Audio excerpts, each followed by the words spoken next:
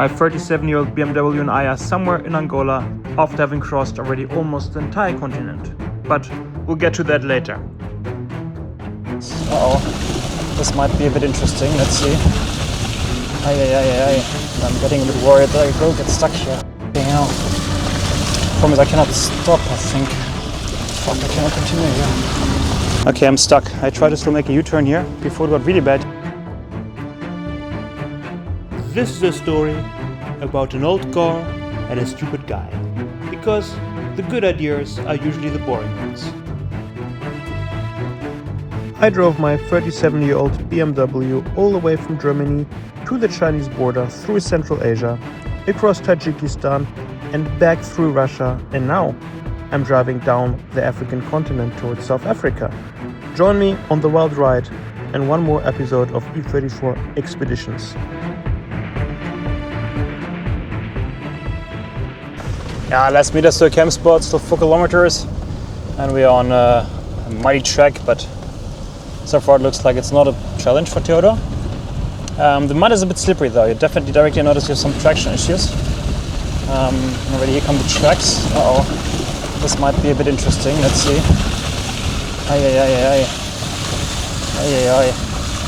Yeah, it's definitely a challenge to drive on roads that are made for this car.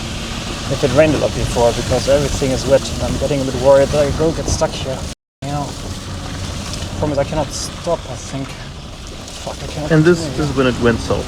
I tried to make a turn to save the situation, but as you see in a moment, I failed miserably at that. Okay, I'm stuck. I tried to still make a U-turn here before it got really bad here, but I didn't make it in time. So what to do now? Either reduce air pressure and I try to get through without external help, or I walk a bit back because I think I saw a 4x4 standing there that might be able to help me.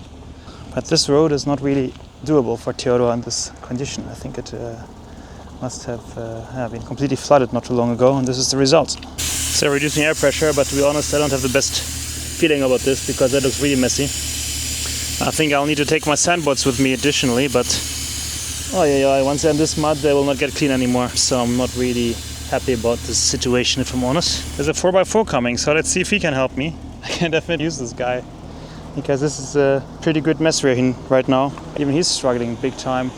That looks serious.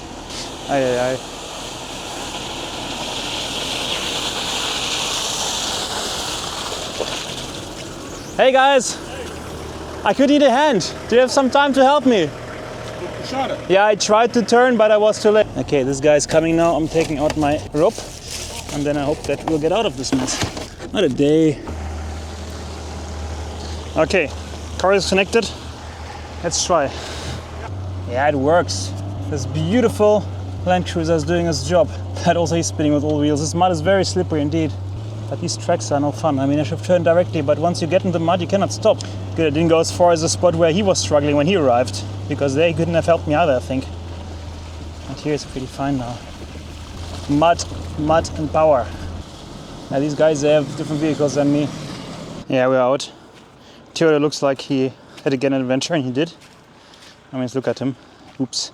Typical BMW style here, huh? So I guess it's time to look for another camping spot. It'll hopefully not make the car look like this. God damn it. Completely covered in mud. Earlier this day, I was happy about... Yeah, it's underbody wash.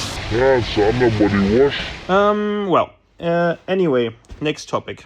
So now I'm just continuing towards Lubango, my next big destination, but it's still 5 hours to go and the sun sets in 15 minutes, so I definitely won't drive that far. It looks like it might be a long day after all. But hey, it's part of adventure sometimes, isn't it? Let's hope that we make it to a camping spot before it gets too dark. Sunset was 5 minutes ago, and the scenery is absolutely beautiful. Let's see. Yeah, I think it's a spot for tonight. Not too bad actually. Let's have a small look around. But it's definitely different ground, which is not so muddy. So I can basically drive anywhere here. And it's beautiful. The clouds, sunset. The road is not too far, somewhere there, but I'm far enough that I'm out of sight. And if they see me, I don't really care. Well, Theodor looks definitely very authentic. Damn, I have to clean his lights. I mean, look at that. That's a lot of dirt. Oh, Theo, what am I doing with you? So, gonna pitch my tent and have a nice night. Okay, guys, that's something new. I wanted to start cooking, but it started raining, so now I'm sitting on Theodors' driver's seat and cooking, cutting some cabbage. Well, no cooking with fire, of course, in here, but the plan is some wraps. With some cabbage inside. I even still have a lemon from yesterday. I had some salt, some pepper, everything here, really, guys. So some boiled eggs, some cheese, and if I'm crazy, I'll still some avocado. So yeah, cooking show in Theodor. Okay, I won't give you a show, it's boring, but it's kind of convenient here anyway. Honestly, it's really good to have some cabbage with you when traveling, because you can buy cabbages in many countries. The cabbage also keeps fresh for a while, and you can eat it raw. A lot of vitamins, trust me. Cabbage has more vitamin C than orange. So you can cook it, you can fry it. Absolutely great vegetable while traveling. Another trick that I like is to always have some hard-boiled eggs. I always buy like a pack of 6 or even 10 sometimes. I boil all of them, and as soon as the egg is cooked, it keeps fresh for a while. So it's always a good small snack in between if you feel hungry. Just, yeah, eat an egg, some proteins. It's good. Had a good, quiet night. Nice climate here. Now the race is on towards Lubango.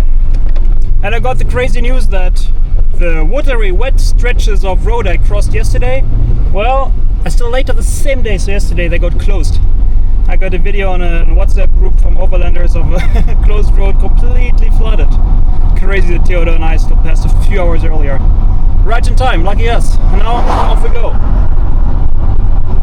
Yeah, it's a thingy that kids are acting like they're cleaning the road or fixing it, and then they rather aggressively ask some money.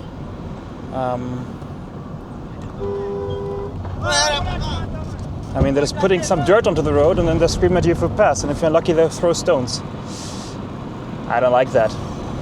Anyway, crossed them, but I feel they're especially aggressive towards foreigners, to be honest. Yeah, I mean, the road could use some fixing, but putting a bit of sand onto it in random places won't really help. Here we go again. I mean, they made the road worse, actually. Just put some dirt onto it and that's it. Like a strip of dirt. There wasn't even a hole where they put the dirt. Oh, guys, I mean, really, there are enough holes to fill. You don't understand everything when crossing a continent. So far, the ride is very enjoyable here. The view is absolutely magnificent. Just look at it. Angola is one of the largest countries in Africa. It's about 3.5 times bigger than Germany, for example. After 27 years of civil war in Angola that stopped in 2002, finally roads and bridges and infrastructure in general are more or less back, allowing to explore this beautiful country that boasts some of the most scenic views in the entire continent, but we'll come to them a bit later in this video.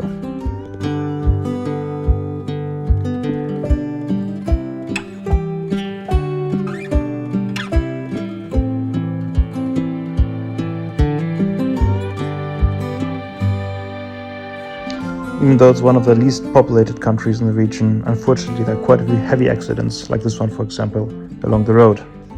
Arriving in Lubango, it's one of the largest cities here in Angola, and the road is an absolute mess. I mean, to be fair, I think it's the middle of construction sites, but I don't see anybody working here, so yeah, it's a bit challenging to get through here, but luckily it's not very busy. Later today there'll be crazy rains, so I guess that might reduce the road's quality even more, but that still might be quite an adventure later on with all this rain coming down soon. I'll keep you posted, of course. But even here in tricky traffic, I have to say I like Angola. I mean, look, it's pretty messy, there are many mopeds, but it's quiet. Not everybody's honking, nobody's making a shit ton of noise. It's just much more relaxed than the rest of Western and Central Africa. So yeah, I cannot complain about that. It's actually pretty nice. I often had the feeling that out of a situation without any stress, a lot of stress was added just because people are so loud. Now I'll look for a power bank to start Theodor in case his battery dies again. Okay, getting a power bank wasn't the biggest success. They had one, small model, looked fine. 179 euros. I mean, I don't know about you guys, but yeah, I have to watch a bit my budget here on this trip. I got a new very low budget thingy to measure my tire pressure though. Let's see, never saw one of those before. Let's see how that works. Because mine is not exactly precise. This one probably is not either, but oh well, it'll be fine. Let's go. Yeah, on the way up to the camping, it goes up and up and up. It's already over 1,800 meters above sea level. Completely different landscape than what we had before. Okay, arrived at this beautiful camping spot with my very dirty car in Lubango. It's supposed to rain a lot tonight, so I'm really hurrying now to wash my dishes, get the tent set up, in order to get into the tent before the skies open. You can already feel that my atmosphere is waiting for some weather to happen. I mean, it's very dark, but still some sunset at the same time. Yeah, stay tuned. I think it'll be crazy later on. The rain didn't come, but what I didn't know is that the next day was about to be absolutely epic. Now I'm heading to the Tundavala Gap, which is supposed to be an absolutely crazy gorge cliff combination. We're really up in the mountains and it's very nice temperature for a change. Very welcome after Luanda, that's been very hot for a while.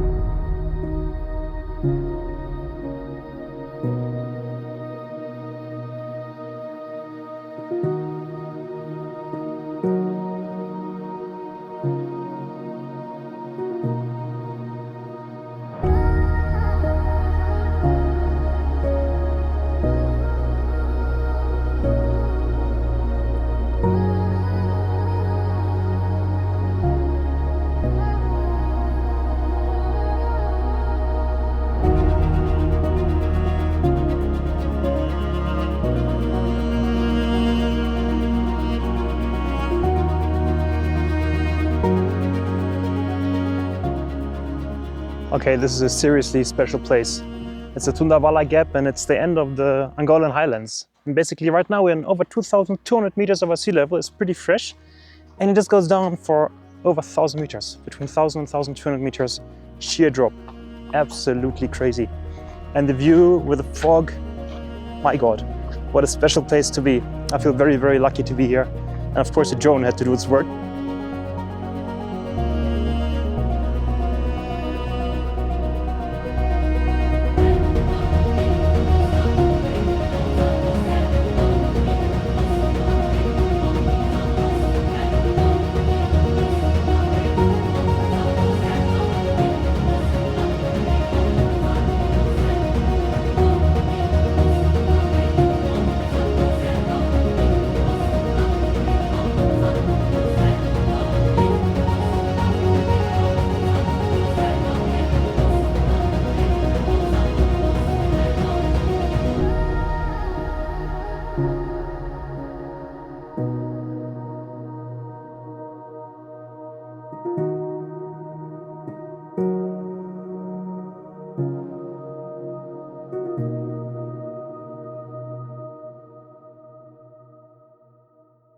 This immense drop is definitely impressive. Millions of years of tectonic uplift and erosion created this immense natural gateway between Angola's cool highlands and the hot coastal plains towards Namibia.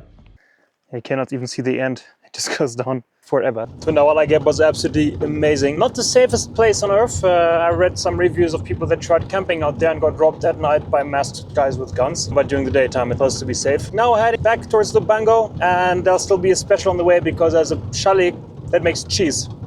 And I think cheese like I would find in Switzerland. All the overlanders go there and get very excited. And me loving cheese as much as anybody can love cheese, I mean, trust me, I'm excited. So let's go. Cannot even talk anymore. My God, I'm so excited. Where's the cheese? I mean, seriously, I'm traveling for 11 months, 55,000 kilometers and 40 countries. And I haven't been so excited to reach a place for a long time. Maybe not any time. I mean, cheese. Let's go. It's only 4 minutes to go to the cheese place. Cheese. Yay, yay, yay, arriving. Yeah, Theodors parked. I put him some pants, some long ones, because I have a date now with cheese, so let's go. Okay guys, I have to admit I already had a few bites. And I'm highly excited. I mean, look at this. Oh yeah, cheesy cheese. It's just paradise. Stuff that you would not really enjoy so much if you wouldn't like have gone through Western and Central Africa, which sometimes is a bit like hell, to be honest, especially in terms of food. Okay guys, I promise you'll stop talking about cheese now, but this was amazing. Now it's about to rain, I think, soon, so it's time to leave this nice terrace. But I already have an amazing camp spot waiting. Stay tuned to see that. I think it'll be epic once again. Let's go. You can see how Lubango is in the mountains, but the mountains still up in the background. Real mountain roads. It is absolutely beautiful here. Fresh air, beautiful open views, pretty good roads. I have to say Angola is a country which is so underrated. Go to Angola, guys, really, it's worth it. I mean, look at it. Last meters towards the camping spot, still 800 meters.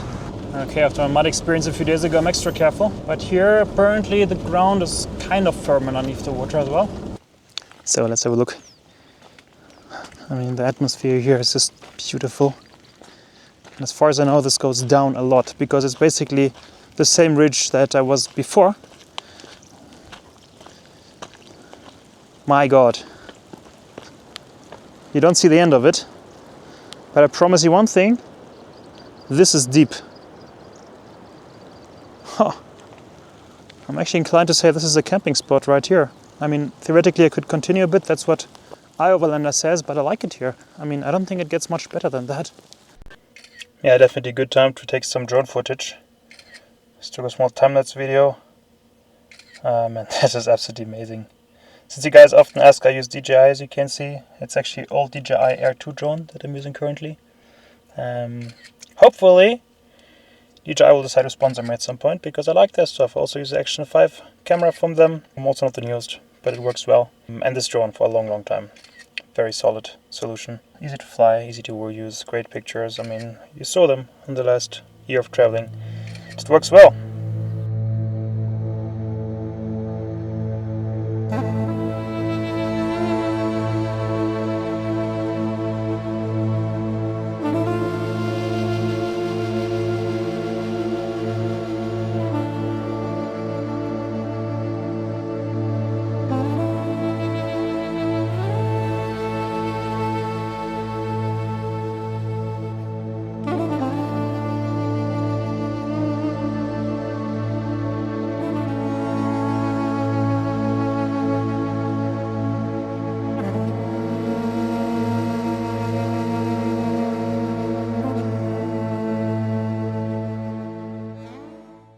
Okay guys, I'm out of words. Me and Theodor are just chilling here, and our view is just too beautiful to be true. At this point, I hope that you also enjoyed the views and the video. Please leave a like, a comment and a subscription on my channel if you enjoyed it, and see you next week.